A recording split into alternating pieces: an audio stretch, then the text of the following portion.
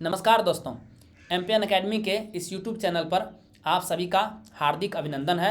प्रस्तुत है weekly current affairs test series. दोस्तों, इस वीडियो में हम लोग 1 से लेकर 7 सितंबर 2021 तक के समसामयिक घटनाक्रम पर आधारित 30 महत्वपूर्ण मल्टीपल चॉइस क्वेश्चंस को हिंदी और इंग्लिश दोनों भाषाओं में व्याख्या के साथ हल करेंगे। पहला प्रश्न है, मार्च 2022 में डेफेक्सो 2022 का 12वां संस्करण किस शहर में आयोजित किया जाएगा? In which city the 12th edition of DefExpo 2022 will be held in March 2022? The right answer is option number D, Gujarat के गांधीनगर में। डेफेक्सो रक्षा मंत्रालय का एक प्रमुख द्विवार्षिक कार्यक्रम है जिसमें भूमि, नौसेना, वायुसेना के साथ साथ मातृभूमि सुरक्षा प्रणालियों का प्रदर्शन किया जाता है। डेफेक्सो 2022 का उद्देश्य रक्षा क्षेत्र में आत्मनिर्भरता प्राप्त करने के विजन पर आगे बढ़ना और 2024 तक $5 बिलियन के रक्षा निर्यात के लक्ष्य को प्राप्त करना है। 11वां संस्करण 2020 में लखनऊ में आयोजित किया गया था। किस राज्य सरकार ने राजीव गांधी राष्ट्रीय उद्यान का नाम बदलकर ओरंग राष्ट्रीय उद्यान करने का निर्णय लिया है? Which state government has decided to change the name of Rajiv Gandhi national park to Orang national park? The right answer is option number A, Assam. Brahmaputra नदी के उत्तरी तट पर स्थित ओरंग राष्ट्रीय उद्यान असम का सबसे पुराना गेम रिजर्व है, जिसे 1915 में अंग्रेजों द्वारा गेम रिजर्व के रूप में अधिसूचित किया गया था। 1999 में इसे राष्ट्रीय उद्यान में अपग्रेड किया गया था और 2016 में इसे टाइगर रिजर्व के रूप में मान्यता दी गई थी। गुवाहाटी से तकरीबन 140 किलोमीटर की दूरी पर स्थित ओरंग राष्ट्रीय उद्यान एक सींग वाले गैंडों, बाघों, हाथियों, जंगली सुअर, पिंपी हॉग और विभिन्न प्रकार की मछलियों के लिए प्रसिद्ध है।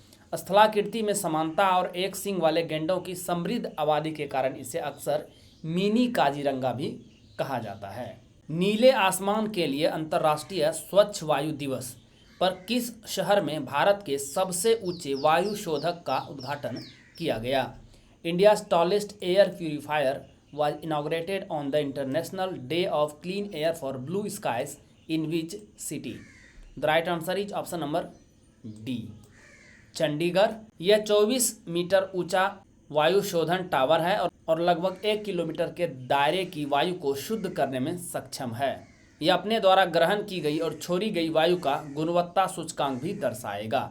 चंडीगढ़ राष्ट्रीय स्वच्छ वायु कार्यक्रम यानी NCAP मानदंडों के अनुसार देश के गैर प्राप्ति यानी नन अटेनमेंट श्रेणी के शहरों में से एक है। संयुक्त राष्ट्र महासभा ने दिसंबर 2019 में एक प्रस्ताव अपनाया जिसके द्वारा 7 सितंबर को इस दिवस की घोषणा की गई और ये दूसरा दिवस है। 2020 में पहले दिवस का आयोजन किया गया था। 2021 के लिए थीम है healthy air healthy planet. Quacquarelli Symonds QS द्वारा जारी QS वर्ल्ड यूनिवर्सिटी रैंकिंग 2020 में किस विश्वविद्यालय को भारत में शीर्ष स्थान मिला है?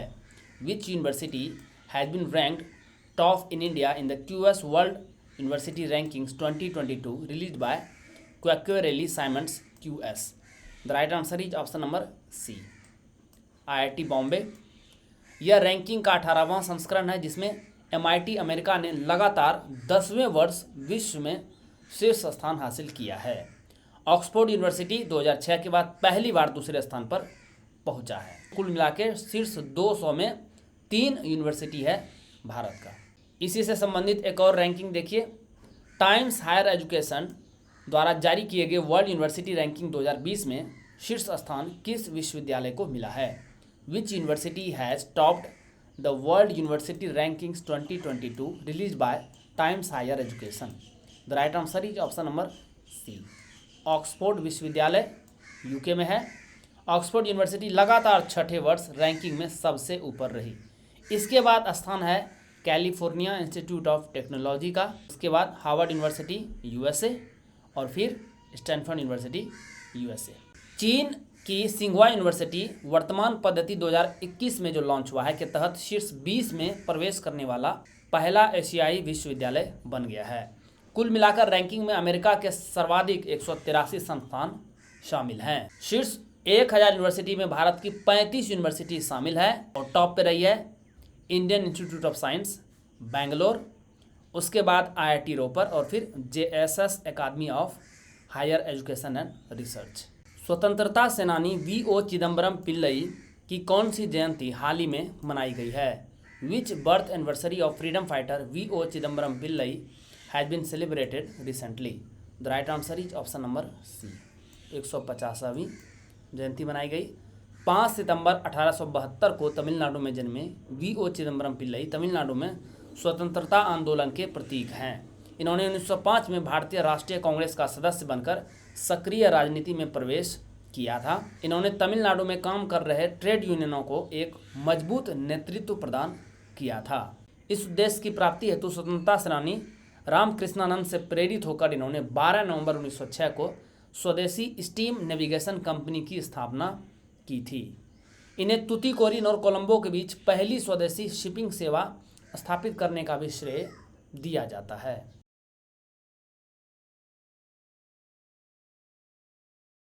दोस्तों 67वीं बीपीएससी प्रीलिम्स पहले 12 दिसंबर को होना था, लेकिन बिहार में पंचायत चुनाव चल रहा है और आखिरी चरण है 12 दिसंबर को, तो वो संभव नहीं हो पाएगा। आयोग ने हाल ही में एक अधिसूचना भी जारी की है कि ये परीक्षा दिसंबर के उत्तरार्ध यानी 15 दिसंबर के बाद, तो 15 दिसंबर के बाद 2 ही रविवार है, 19 दिसंबर या 26 दिसंबर, तो दोनों में से किसी भी डेट में ये एग्जाम होगा। इसके लिए करंट अफेयर्स कब से कब तक का स्टडी करना है? करंट अफेयर्स स्टडी करना है नवंबर 2020 से लेकर के नवंबर 2021 तक का, क्योंकि 66वीं बीपीएससी में प्रश्न अक्टूबर 2020 तक के ही आए थे। तो साल भर के करंट अफेयर्स यानी नवंबर 2020 से लेकर नवंबर 2021 तक के करंट अफेयर्स को संपूर्ण तरीके से आप केवल 16 घंटे में रिवाइज कर सकते हैं। कैसे? MPN academy current affairs PDF से। Weekly current affair test series आप सभी जान रहे हैं, प्रत्येक रविवार को इस चैनल पर प्रसारित होता है नेशनल और इंटरनेशनल वर्जन का MCQs। तो 54 PDF मिलेगा, जिसमें इकोनॉमिक सर्वे, बजट और सेंसस भी शामिल होगा, साथ में ओलंपिक का भी PDF मिलेगा। 6 मिनट लगेगा समय एक PDF को रिवाइज करने में, 5.5 घंटे में पूरी तरह से ये रिवाइज आप कर पाएंगे। Monthly current affair short notes Hindi में, ये नेशनल और इंटरनेशनल वर्जन का 13 PDF मिलेगा, 25 मिनट का समय एक PDF में, 5.5 घंटे में इसे भी आप निपटा देंगे। Bihar monthly current affairs PDF 15 PDF मिलेगा, जिसमें इकोनॉमिक सर्वे, बजट और बिहार का सेंसस भी शामिल होगा। 20 मिनट का समय लगेगा एक PDF को रिवाइज करने में, 5 घंटे में आप इसे भी समाप्त कर देंगे। देखिए ये जो सोर्स है ये कितना ऑथेंटिक है इससे पता चलता है, क्योंकि 66वीं बीपीएससी प्रीलिम्स में 19 प्रश्न इस weekly current affair test series से टैली हुए हैं एमपीएन एकेडमी के PDF से। 7 प्रश्न टैली हुए हैं monthly current affair short note से और 10 प्रश्न टैली हुआ है बिहार मंथली करंट अफेयर से। तो कुल 36 प्रश्न हमारे एमपीएन एकेडमी के करंट अफेयर PDF से 66वीं बीपीएससी में टैली हो चुके हैं। 40 में से 90% स्ट्राइक रेट रहा है। तो इससे आपको ये पता चलता है कि ये सोर्स कितना ऑथेंटिक है, कितना रिलायबल है। दोस्तों संपूर्ण व्याख्या के साथ ये सारे PDF आपको मिलेगा कैसे? इसके लिए आपको केवल एक ही बार 600 रुपये का वन टाइम पेमेंट करना है। बैंकिंग डिटेल दिया गया है, प्रियंका कुमारी के नाम से अकाउंट है, आई नहीं है यहाँ पे, ध्यान में रखिएगा। IFSC कोड, अकाउंट नंबर दिया गया है। पेटीएम, फ़ोनपे या UPI से ट्रांजैक्शन कर सकते हैं। नंबर है 7366005556। गूगल पे निशा रानी के नाम से अकाउंट है, सेम नंबर है। आपको करना क्या है, ट्रांजैक्शन के स्क्रीनशॉट को आप टेलीग्राम नंबर, सेम नंबर है 7366005556 पे भेज देना है। आपको यदि टेलीग्राम पे ये नंबर नहीं मिल रहा है तो व्हाट्सएप पे भी भेज सकते हैं, सेम नंबर है। आपको pad group MPN academy premium में ऐड कर दिया जाएगा और वहीं पर आपको PDF मिलना शुरू हो जाएगा। किस राज्य सरकार ने 2032 ओलंपिक खेलों तक कुश्ती को गोद लेने का निर्णय लिया है? Which state government has decided to adopt wrestling till 2032 Olympic games? The right answer is option number D, Uttar Pradesh. इसके तहत उत्तर प्रदेश सरकार भारतीय पहलवानों को बुनियादी अवसंरचना प्रदान करने तथा ओलंपिक तक पहुंचने में खिलाड़ियों का समर्थन करने हेतु 170 करोड़ रुपये का निवेश करेगी। इस समझौते के माध्यम से देश भर में कुश्ती खिलाड़ियों को बेहतर सुविधाएं प्रदान की जा सकेंगी और उन्हें बेहतर प्रशिक्षण के लिए विदेश भी भेजा जा सकेगा। इससे पहले उड़ीसा सरकार ने हॉकी के खेल का समर्थन किया था, जिसके परिणाम आपको इस बार ओलंपिक में देखने को मिल ही गए हैं। 2 साल के बच्चों का कोविड-19 वैक्सीनेशन शुरू करने वाला दुनिया का पहला देश कौन बन गया है? Which has become the first country in the world to start कोविड-19 vaccination for 2-year-old children? The right answer is option number C, Cuba. Cuba में कोरोना वैक्सीन अब्दाला और सोबराना का ट्रायल पूरा होने के बाद 30 सितंबर को यहाँ 12 से अधिक उम्र के बच्चों व किशोरों के लिए वैक्सीनेशन की शुरुआत की गई थी। इसके बाद 6 सितंबर को यहाँ 2 से 11 साल के बच्चों को वैक्सीन की डोज दिलाई गई। सीमा सुरक्षा बल बीएसएफ का नया महानिदेशक किसे नियुक्त किया गया है? Who has been appointed as the new director general of border security force BSF? The right answer is option number C, Pankaj Kumar Singh यही है। करीब 27 साल पहले इनके पिता प्रकाश सिंह भी इस पद की जिम्मेदारी संभाल चुके हैं। राजस्थान कैडर के 1988 बैच के वरिष्ठ आईपीएस अधिकारी पंकज कुमार सिंह, जो कि लखनऊ के निवासी हैं, वर्तमान में बीएसएफ के विशेष महानिदेशक के रूप में कार्यरत थे। इससे पूर्व इन्होंने केंद्रीय जांच ब्यूरो सीबीआई में 8 वर्ष और सीआरपीएफ में 4 वर्ष तक सेवाएं दी है। वर्तमान डीआईजी सुरजीत सिंह देसवाल 31 अगस्त को रिटायर हो गए हैं। किस राज्य सरकार ने प्रस्तावित उमंगोट जल विद्युत परियोजना को निष्पादित करने के लिए निजी विद्युत उत्पादकों के साथ एक समझौते को रद्द कर दिया है? Which state government has cancelled an agreement with private power producers to execute the proposed Umangot hydroelectric project? The right answer is option number C, Meghalaya. Dawki नदी के रूप में लोकप्रिय मेघालय की उमंगोट नदी अपने साफ जल के साथ एशिया की सबसे स्वच्छ नदी है। तस्वीर में देखिए कितना साफ पानी है। यह पूर्वी शिलोंग पीक से निकलती है, जो समुद्र तल से 1800 मीटर की ऊंचाई पर स्थित है। यह नदी बांग्लादेश के साथ भारत की सीमा के करीब मेघालय के मेलिंगोंग गांव, जिसका अर्थ है ईश्वर का स्वयं का बगीचा, गॉड्स ओन गार्डन, में स्थित है, जिसे एशिया का सबसे स्वच्छ गांव कहा जाता है। स्वच्छता के साथ साथ इस गांव ने 100% लिटरेसी रेट की एक दुर्लभ उपलब्धि भी हासिल की है। यह अंत में बांग्लादेश में बहने से पहले जयंतिया और खासी पहाड़ियों के बीच एक प्राकृतिक विभाजक के रूप में कार्य करती है। बेस्ट ग्रोथ परफॉर्मेंस पावर की श्रेणी में प्रतिष्ठित and Bradstreet corporate award 2021 से किस कंपनी को सम्मानित किया गया है? Which company has been conferred with prestigious dun and Bradstreet corporate award 2021 in the category of best growth performance power? The right answer is option number A, Satluj Jal Vidyut Nigam SJVN। यह पुरस्कार वर्चुअल सम्मेलन के माध्यम से प्रदान किया गया है, जिसका शीर्षक भारत की शीर्ष 500 कंपनियां 2021 था। इस कार्यक्रम की थीम रही laying the foundation for an ESG ready corporate India. इस कार्यक्रम में भारत की शीर्ष 500 कंपनियां 2021 के प्रकाशन के डिजिटल लॉन्च को भी शामिल किया गया। सतलुज जल विद्युत निगम के पास वर्तमान में लगभग 10,000 मेगावाट की 31 परियोजनाओं का मजबूत पोर्टफोलियो है। प्रतिष्ठित association for talent development ATD 2021 best award से किस कंपनी को सम्मानित किया गया है? Which company has been conferred with the prestigious association for talent development ATD 2021 best award? The right answer is option number D, power grid corporation of India limited. यह देश की सबसे बड़ी बिजली ट्रांसमिशन कंपनी है। इसने अपना व्यावसायिक संचालन 1992-93 में शुरू किया था और वर्तमान में यह एक महारत्न कंपनी है। पावर ग्रिड संगठन में प्रतिभा विकास पहल का संचालन power grid academy of leadership द्वारा किया जा रहा है। इसने दुनिया भर के 71 संगठनों में 8वां स्थान हासिल किया है। साथ ही इस पुरस्कार को पाने वाला यह एकमात्र सार्वजनिक उपक्रम है। प्रधानमंत्री नरेंद्र मोदी ने किस आंदोलन के संस्थापक भक्ति वेदांत स्वामी प्रभुपाद जी की 125वीं जयंती के अवसर पर 125 रुपये का विशेष स्मारक सिक्का जारी किया?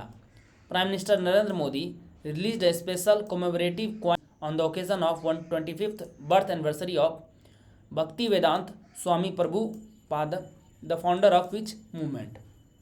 The right answer is option number D, Hare Krishna movement, Hare Krishna आंदोलन। भक्ति वेदांत स्वामी प्रभुपाद का जन्म 1896 में कलकत्ता में हुआ था। इसने इस्कॉन की स्थापना की थी, जिसे हरे कृष्ण मूवमेंट के रूप में जाना जाता है। इस्कॉन मंदिर ने भागवत गीता और अन्य वैदिक साहित्य का विभिन्न भाषाओं में अनुवाद कराया और इस तरह विश्व भर में वैदिक साहित्य के प्रचार प्रसार में अत्यंत महत्वपूर्ण भूमिका निभाई। इसी तरह का सिमिलर क्वेश्चन 66वीं बीपीएससी में पूछा गया था। भारत में किसान स्टोर नामक एक ऑनलाइन प्लेटफॉर्म किस कंपनी ने लॉन्च किया है? Which company has launched an online platform named Kisan store in India? The right answer is option number A, Amazon. यह ऑनलाइन प्लेटफॉर्म देश भर में किसानों को 8000 से अधिक कृषि इनपुट जैसे बीज, कृषि उपकरण और सहायक उपकरण, पौध संरक्षण, पोषण तत्व आदि प्राप्त करने में सक्षम बनाएगा। छोटे और मध्यम व्यवसायों द्वारा सूचीबद्ध ये उत्पाद अमेजन इंडिया पर प्रतिस्पर्धी कीमतों पर उपलब्ध होंगे। साथ ही इसमें किसानों के दरवाजे पर डिलीवरी की अतिरिक्त सुविधा भी उपलब्ध होगी। किस प्रतियोगिता के विजेता और टीवी इंडस्ट्री के चर्चित चेहरा रहे सिद्धार्थ शुक्ला का निधन हाल ही में हो गया है? The winner of which competition and the famous face of TV industry Siddharth Shukla has passed away recently? The right answer is option number A, big boss season 13। महज 40 साल के ही सिद्धार्थ शुक्ला का 2 सितंबर को दिल का दौरा पड़ने से निधन हो गया।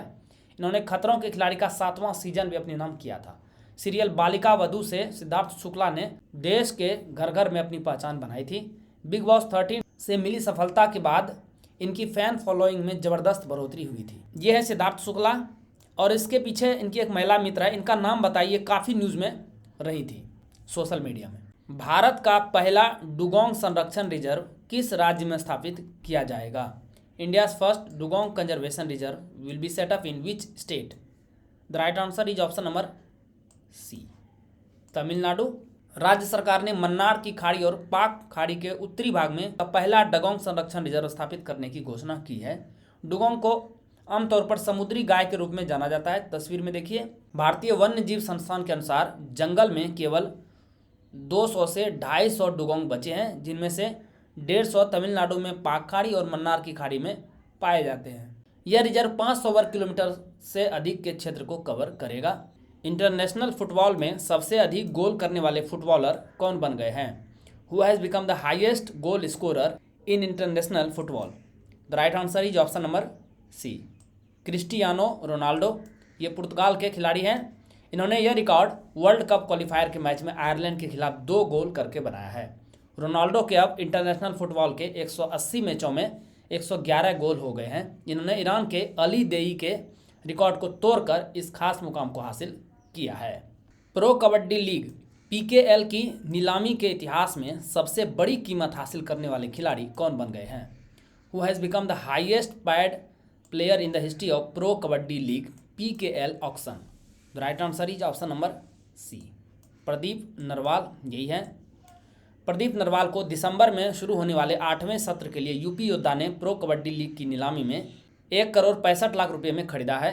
इन्होंने एक अन्य स्टार रेडर मनु गोयत की कीमत को पीछे छोड़ दिया, जिन्हें 6ठे सत्र में हरियाणा स्टीलर्स ने 1 करोड़ 51 लाख रुपए में खरीदा था।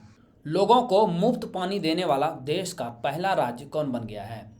Who has become the first state in the country to provide free water to the people? The right answer is option number A, Goa. 1 सितंबर से 60% परिवारों को 0 बिल मिलेगा। फ्लैट या कॉम्प्लेक्स में रहने वाले इस योजना का लाभ उठा सकेंगे। मुख्यमंत्री प्रमोद सावंत ने कहा है कि लोगों को मुफ्त पानी देने वाला गोवा देश का पहला राज्य बन गया है। हम इस पानी को बर्बाद नहीं कर रहे हैं, हम मुफ्त पानी पीने के लिए पानी बचाना चाहते हैं। केंद्रीय प्रत्यक्ष कर बोर्ड सीबीडीटी के नए अध्यक्ष के रूप में किसे नियुक्त किया गया है? Who has been appointed as the new chairman of the central board of direct taxes CBDT? The right answer is option number B, J B Mahapatra. यही है। उड़ीसा में जन्मे महापात्रा 1985 बैच के आईआरएस ऑफिसर हैं और इस समय आयकर विभाग के लिए नीति तैयार करने वाले सीबीडीटी के सदस्य हैं। इससे पहले यह केंद्र सरकार की ओर से गठित इनकम टैक्स की कमेटी में भी रह चुके हैं। भारत की तरफ से सबसे तेज 100 टेस्ट विकेट हासिल करने वाले तेज गेंदबाज कौन बन गए हैं? Who has become the fastest pace bowler for India to take 100 test wickets? The right answer is option number C, Jasprit Bumrah. इन्होंने कपिल देव के रिकॉर्ड को तोड़ा है। जसप्रीत बुमराह ने इंग्लैंड के खिलाफ 5 मैचों की टेस्ट सीरीज के चौथे मैच में एक खास कीर्तिमान स्थापित किया। बुमराह ने महज 24वें टेस्ट मैच में ही अपने 100 विकेट पूरे कर लिए हैं। कपिल देव ने यह कमाल 25वें मैच में किया था। ओवरऑल बॉलर में देखेंगे तो रविचंद्रन अश्विन के नाम सबसे तेज 100 टेस्ट विकेट लेने का रिकॉर्ड है, जो कि एक स्पिनर है। इन्होंने यह कमाल 18वें टेस्ट मैच में किया था। भारतीय उपमहाद्वीप के किस देश ने हाल ही में खाद्य संकट को लेकर आपातकाल की घोषणा की है? Which country of the Indian subcontinent has recently declared a state of emergency over the food crisis? The right answer is option number C, Sri Lanka. राष्ट्रपति राजपक्षे ने चावल और चीनी सहित आवश्यक वस्तुओं की जमाखोरी को रोकने के लिए सार्वजनिक सुरक्षा अध्यादेश के तहत आपातकाल की स्थिति घोषित कर दी है। आपातकाल का ऐलान चीनी, चावल, प्याज और आलू की कीमतों में तेज वृद्धि के बाद उठाया गया है, जबकि दूध पाउडर, मिट्टी का तेल और रसोई गैस की कमी के कारण दुकानों के बाहर लंबी कतारें लगी हुई है। तस्वीर में आप देख सकते हैं। श्रीलंका का एक गाना वायरल हुआ था, मणि के मंगे हिते। इसके सिंगर का नाम आप कमेंट बॉक्स में लिख के बताइए। प्लास्टिक समझौता लॉन्च करने वाला पहला एशियाई देश कौन बन गया है?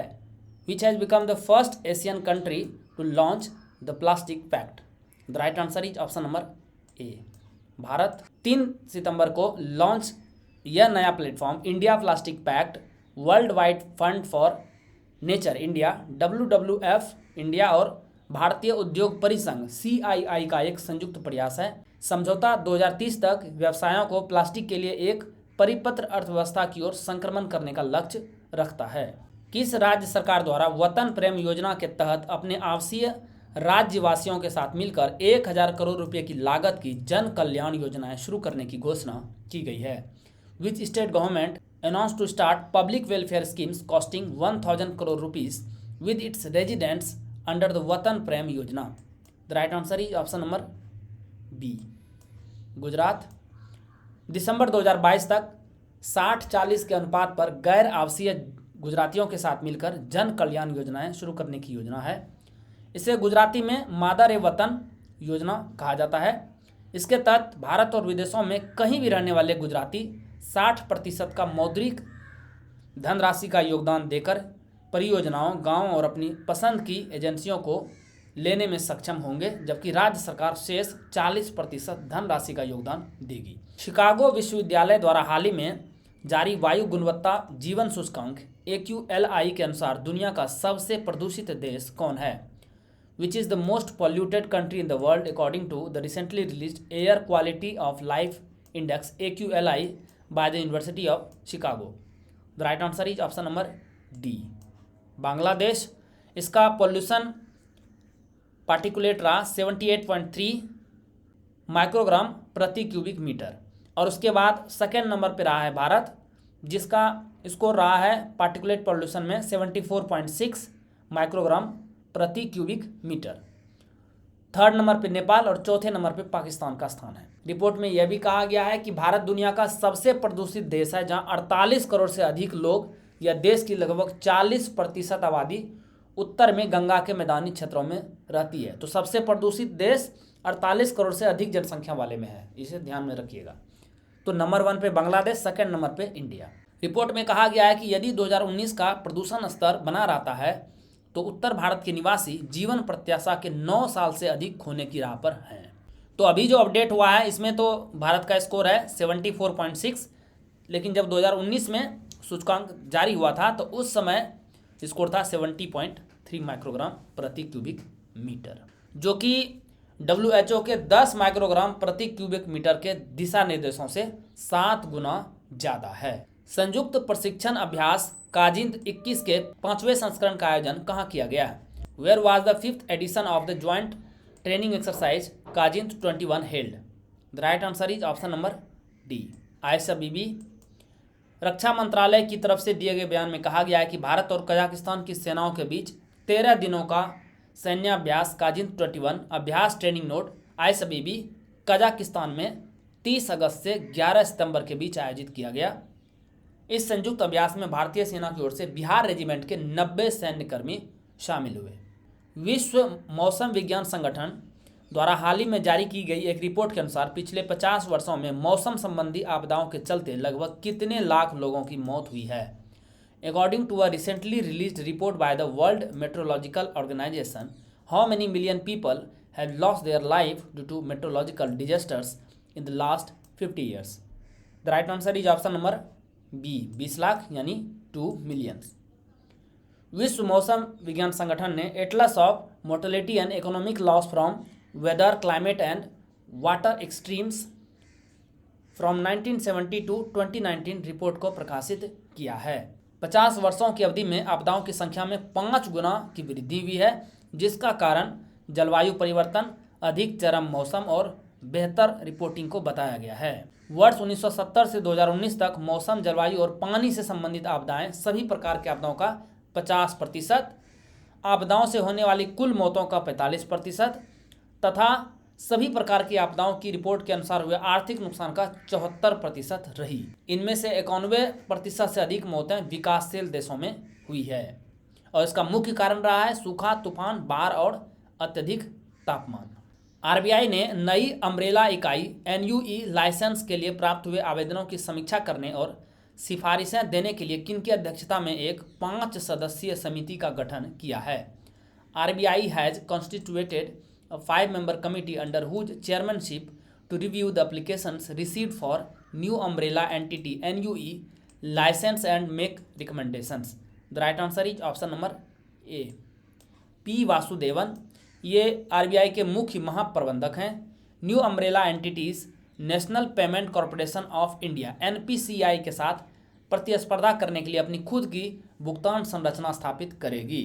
केंद्र का लक्ष्य नई अम्ब्रेला इकाई लाइसेंस के साथ एकीकृत भुगतान इंटरफेस यूपीआई के समान एक निपटान प्रणाली का निर्माण करना है। यह प्रणाली मुख्य रूप से छोटे और मध्यम उद्यमों, व्यापारियों और उपभोक्ताओं पर केंद्रित होगी। स्पेक्ट्रल एनहांसमेंट SPE नामक एक नया सॉफ्टवेयर किस कंपनी द्वारा लॉन्च किया गया है? Which company has launched a new software named spectral enhancement SPE? The right answer is option number A, coal India limited. Pramod Agrawal जो कि अध्यक्ष हैं कोल इंडिया लिमिटेड ने CMPDI एवं GERMI द्वारा विकसित सॉफ्टवेयर स्पेक्ट्रल एनहांसमेंट लॉन्च किया। यह सॉफ्टवेयर पृथ्वी की पपड़ी या सतह के नीचे कोयले की पतली परतों को पहचान करने में मदद करेगा। यह सॉफ्टवेयर अन्वेषण प्रक्रिया के दौरान भूकंपीय सर्वेक्षण के उपयोग के साथ जीवाश्म ईंधन के संसाधनों के आकलन में सुधार करने में भी मदद करेगा। दोस्तों, एम्पियन एकेडमी के इस YouTube चैनल पर प्रसारित होने वाले सारे करंट अफेयर्स का संपूर्ण व्याख्या के साथ PDF यानी फुल डिस्क्रिप्शन के साथ PDF आप कैसे प्राप्त कर सकते हैं, इसके बारे में तो आपको जानकारी दी गई है। इसके बारे में और विस्तृत इन्फॉर्मेशन डिस्क्रिप्शन बॉक्स में भी शेयर किया जा रहा है। दोस्तों, इन PDF के सहारे आप इस आधे घंटे के वीडियो लेक्चर को आसानी से 5 से 6 मिनट में रिवाइज कर पाएंगे और पूरे साल भर के करंट अफेयर्स को आप मात्र 16 घंटे में रिवाइज कर सकते हैं। इससे आपका बहुत सारा समय बचेगा जिसे आप स्टैटिक पोर्शन में लगा सकते हैं। तो दिस इज़ वेरी इंपॉर्टेंट। चलिए अंतिम प्रश्न को देखते हैं। भारत और किस देश के मध्य द्विपक्षीय समुद्री अभ्यास सिम्बैक्स का 28वां संस्करण हाल ही में संपन्न हुआ है? The 28th edition of bilateral maritime exercise SIMBEX between India and which country has been concluded recently? The right answer is option number B, Singapore. 1994 में शुरू किया गया सिम्बैक्स किसी भी विदेशी नौसेना के साथ भारतीय नौसेना का सबसे लंबा निर्बाध द्विपक्षीय समुद्री अभ्यास है। इसका 28वां संस्करण दक्षिणी चीन सागर के दक्षिणी किनारे पर एक विशाल नौसैनिक युद्ध अभ्यास था, जो रणनीतिक रूप से महत्वपूर्ण क्षेत्रों में हितों की बढ़ती समानता को दर्शाता है। सिंगापुर के साथ 3 और अन्य अभ्यास इंपॉर्टेंट हैं, इसका नाम जान लीजिए। बोल्ड कुरुक्षेत्र थल सेना का अभ्यास है, संयुक्त सैन्य प्रशिक्षण वायुसेना का, और त्रिपक्षीय समुद्री अभ्यास है इंडिया, सिंगापुर और थाईलैंड के साथ, जिसका नाम है सिमटेक्स। दोस्तों, वीडियो देखने के लिए बहुत बहुत धन्यवाद। Please write down your score in the comment section. All the best for your exam preparations.